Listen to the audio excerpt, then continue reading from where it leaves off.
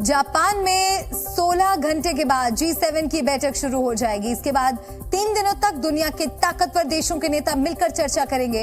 Hiroshima में होने वाले समिट में प्रधानमंत्री मोदी स्पेशल गेस्ट के तौर पर शामिल होंगे। पीएम मोदी का ग्रुप ऑफ सेवन के नेताओं के साथ मंच साझा करना दुनिया में भारत की बढ़ती ताकत को दिखा रहा है। मोदी न सिर्फ बड़े नेताओं के साथ एक मंच पर होंगे, बल्कि वो जापान की धरती से दुनिया को शांति का संदेश भी देंगे। मोदी के जापान दौरे और G7 समिट की हर अपडेट जी न्यूज पर आपको मिलेगी। इस समय हिरोशिमा में क्या तैयारी है और पीएम मोदी की विजिट को लेकर क्या इंतजाम किए गए हैं, इस पर एक एक्सक्लूसिव रिपोर्ट आपको दिखाते हैं।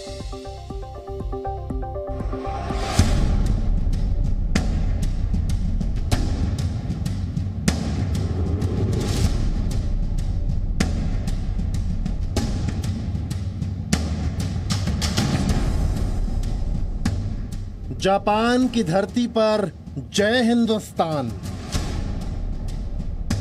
दुनिया के 7 ताकतवर देशों की मीटिंग में प्रधानमंत्री नरेंद्र मोदी को स्पेशल निमंत्रण। जी न्यूज की टीम इस वक्त जापान के हिरोशिमा में मौजूद है, जहां पर 19 से 21 मई तक G7 की बैठक शुरू होने जा रही है। G7 एक अंतर्राष्ट्रीय फोरम है जिसमें इसके सदस्य देशों के नेता इस एक मंच पर एकजुट होते हैं। G7 में France, America, UK, Germany, Italy, Canada और जापान शामिल हैं। इसके अलावा यूरोपियन यूनियन को भी इसमें आमंत्रित किया जाता है। इस बार जापान के हिरोशिमा में होने वाले G7 की बैठक में भारत और ऑस्ट्रेलिया समेत 8 देशों को गेस्ट देश के तौर पर भी आमंत्रित किया गया है। दुनिया की सबसे बड़ी तबाही का गवाह रहा जापान का हिरोशिमा अगले 3 दिन तक दुनिया के पावरफुल नेताओं की मेजबानी के लिए तैयार है। हिरोशिमा में करीब 72 घंटे तक G7 की बैठक होगी, जिसके लिए मेहमानों के पहुंचने का सिलसिला शुरू हो चुका है। इस वक्त जी न्यूज की टीम हिरोशिमा में ग्राउंड जीरो पर मौजूद है। यहां पर आप देखिए लगातार तैयारियां पूरी कर ली गई हैं। अमेरिका और फ्रांस, इटली, जापान, कनाडा जो इसके राष्ट्राध्यक्ष हैं वो इस बैठक में शामिल हो रहे हैं। भारत के प्रधानमंत्री नरेंद्र मोदी भी विशेष तौर पर जापान के प्रधानमंत्री के आमंत्रण पर इस बैठक में शामिल होने के लिए पहुंचेंगे और 3 सत्रों में हिस्सा लेंगे। हैरान करने वाली बात यह है कि भारत G7 ग्रुप का मेंबर नहीं है, पर जापान के प्राइम मिनिस्टर फूमियो किशिदा ने पीएम मोदी को बतौर खास मेहमान बुलाया है। भारत दुनिया की उभरती हुई ताकत है, लिहाजा G7 के नेताओं के साथ मोदी का मंच साझा करना एक बड़ा संदेश है।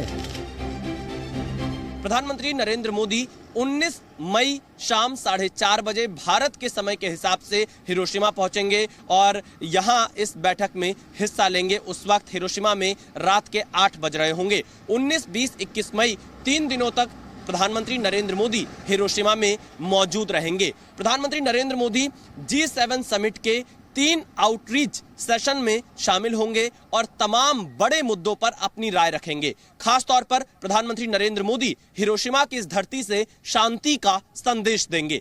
इसके अलावा दुनिया समृद्ध कैसे हो और शांति के रास्ते पर आगे कैसे बढ़े, इस पर भी प्रधानमंत्री नरेंद्र मोदी का फोकस रहेगा। जलवायु परिवर्तन से लेकर लैंगिक समानता और खाद्य सुरक्षा, ऊर्जा सुरक्षा जैसे बड़े मुद्दों पर भी यहां पर पीएम मोदी अपनी बात रख सकते हैं। भारत अब तक कुल 9 बार G7 समिट में शामिल हो चुका है। खुद प्रधानमंत्री मोदी 4थी बार हिरोशिमा में G7 के ग्लोबल मंच पर पहुंचेंगे और इस समय हिरोशिमा में प्रधानमंत्री मोदी के जोरदार स्वागत की तैयारियां चल रही हैं। On the invitation of prime minister Kishida, हमारा प्राइम मिनिस्टर साहब कल हिरोशिमा पहुंच रहा है। हम उनको रिसीव करने के लिए इंतजार कर रहे हैं। ये बहुत इम्पोर्टेंट विजिट है। India is participating in the G7 summit, which is a historic summit held in Hiroshima city, on the historic city. So आपको पता है Prime Minister Kishida had gone to India in March.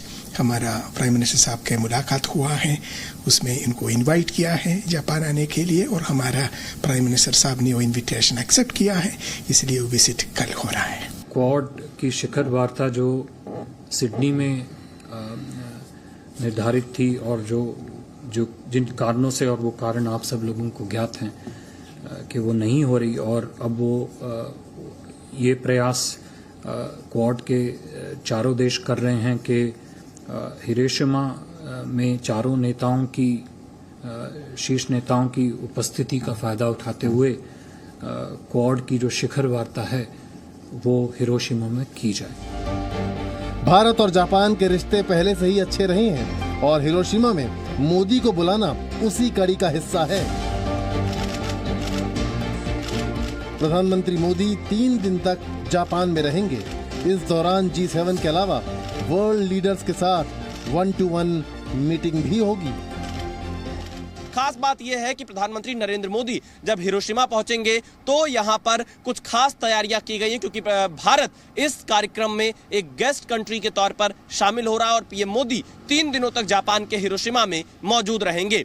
इससे पहले भारत लगभग 9 G7 के outreach summit में हिस्सा ले चुका है और अब प्रधानमंत्री नरेंद्र मोदी भारत के प्रतिनिधि के तौर पर 10वीं बार G7 के इस समिट में हिस्सा लेंगे। तो काफी ज्यादा तैयारियां पूरी कर ली गई हैं। हिरोशिमा तैयार है प्रधानमंत्री नरेंद्र मोदी के आगमन को लेकर।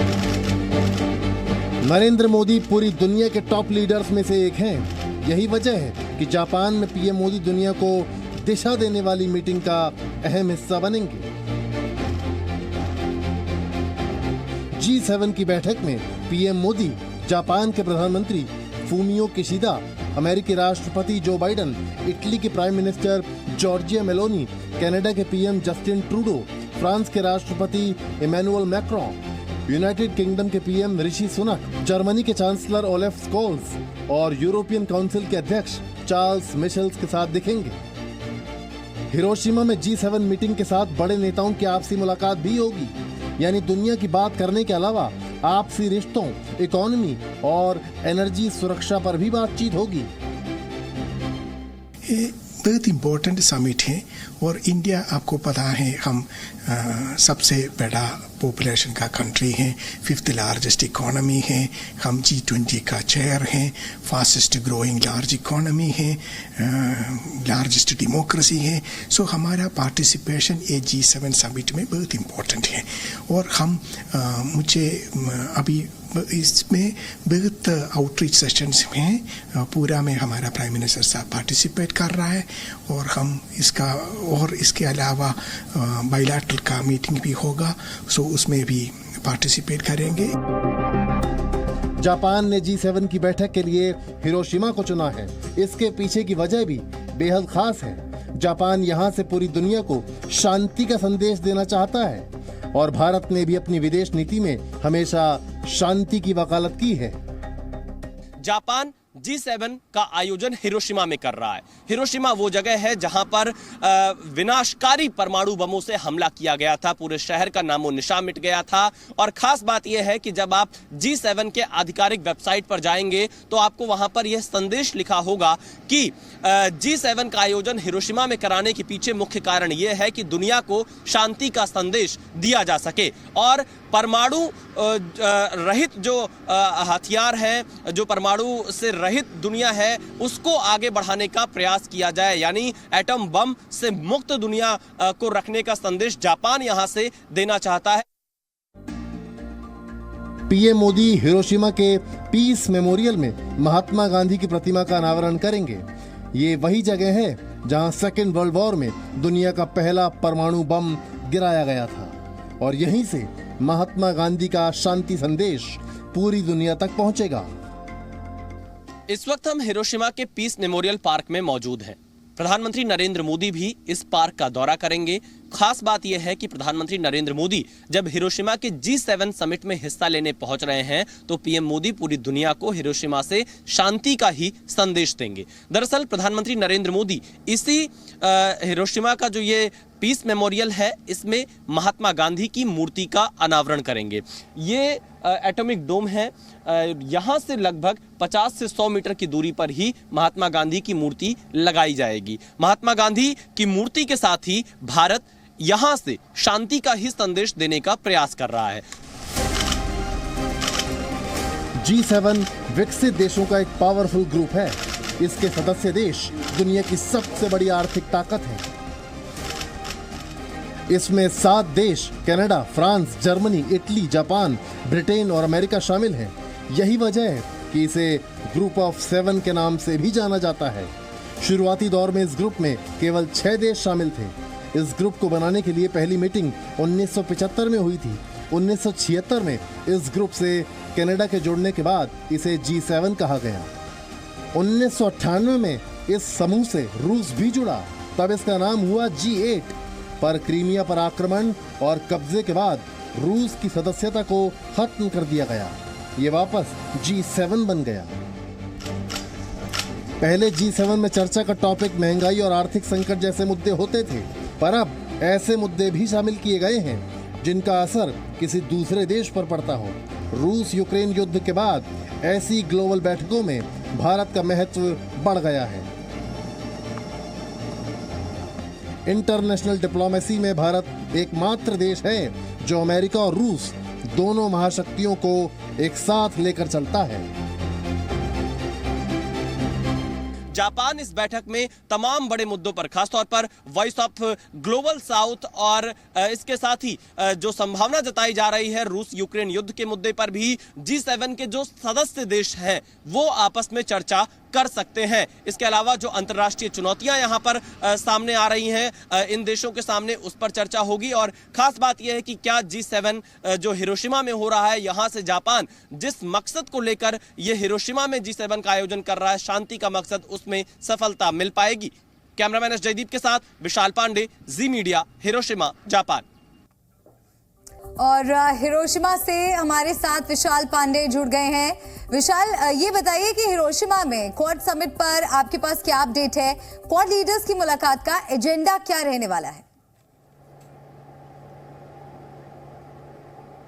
देखिए मल्लिका, क्वाड समिट जो ऑस्ट्रेलिया में होनी थी वो अमेरिकी राष्ट्रपति जो बाइडेन का ऑस्ट्रेलिया दौरा रद्द होने की वजह से वो बैठक रद्द हो गई थी। लेकिन चारों ही देश जो कि क्वाड के सदस्य हैं, जापान, ऑस्ट्रेलिया, भारत और अमेरिका, उनका शीर्ष नेतृत्व हिरोशिमा में मौजूद रहेगा। तो इस बात की संभावना जताई जा रही है कि क्वाड की शिखर वार्ता हिरोशिमा में हो सकती है G7 से अलग हटकर, जिसमें अमेरिका के राष्ट्रपति, ऑस्ट्रेलिया के प्रधानमंत्री, जापान के प्रधानमंत्री और भारत के प्रधानमंत्री नरेंद्र मोदी शामिल हो सकते हैं।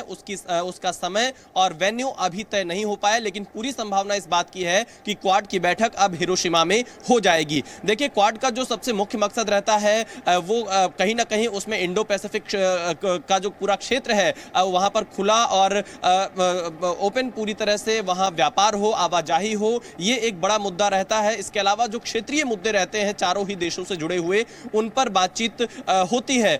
तो एक ये बहुत ही महत्वपूर्ण है क्वाड की बैठक अगर यहां हिरोशिमा में होती है। हालांकि इसका आधिकारिक ऐलान अभी तक नहीं हुआ है, पर इस बात की पूरी संभावना है कि जब चारों ही देशों का शीर्ष नेतृत्व हिरोशिमा में इकट्ठा हो रहा है तो 20 या 21 मई के आसपास क्वाड की बैठक हिरोशिमा में हो सकती है। मल्लिका, बिल्कुल। और विशाल, ये भी बताइए कि प्रधानमंत्री नरेंद्र मोदी का कार्यक्रम कैसा रहने वाला है? कब वहां पर पहुंचेंगे पीएम मोदी?